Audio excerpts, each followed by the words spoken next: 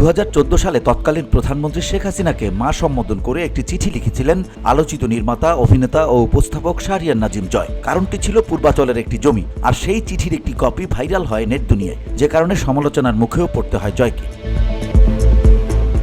সম্প্রতি আওয়ামী লীগ সরকার পতনের পর বিতর্কের মুখে পড়েন এই উপস্থাপক। অনেকেই তাকে আওয়ামী লীগের দোসর বলে সম্বোধনও করছেন। প্রশ্ন উঠেছে, বিগত সরকারের নেতাকর্মীদের সঙ্গে সুসম্পর্ক রেখে তিনি কি ফয়দা লুটেছেন। এসব আলোচনা সমালোচনার মধ্যে আবারও মুখ খুলেছেন তিনি।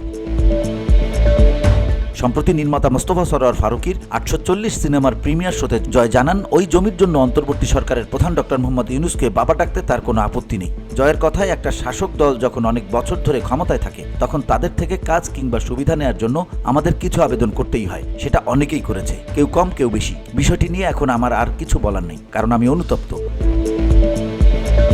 জমির প্রসঙ্গে এই অভিনেতা বলেন, আমার জমির প্রয়োজন আছে, তাই ডক্টর ইউনূস স্যারকে বাবা ডাকতে হলেও ডাকবো। সাবেক প্রধানমন্ত্রীকে মা বলে জমি চাওয়াতে আমি মোটেও অনুতপ্ত না। একটা জিনিস পাওয়ার জন্য বাবা, দাদা, মা ডাকা যায়, আর আমি আমার কাজের জন্য ভবিষ্যতেও ডাকব।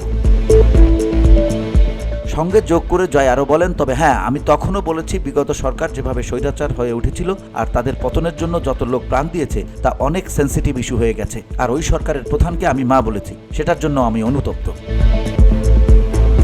এদিন জয় আরও বলেন, সরকার পতনের পর আমার নামে এমন একটি মামলা দেওয়া হয়েছে যে ঘটনার সময় আমি দেশের বাইরে ছিলাম। অনেকের মাঝে একটা ভুল বার্তা দেওয়া হয়েছে, বলা হচ্ছে তারা স্বৈরাচারের দোসর। আমি নিজের সাফাই গাচ্ছি না, তবু একটা প্রশ্ন, যেই গ্রুপটি নিয়ে এত আলোচনা, সেই আলো আসবে এই গ্রুপে কি আমি ছিলাম না তো? VOD Bangla news desk.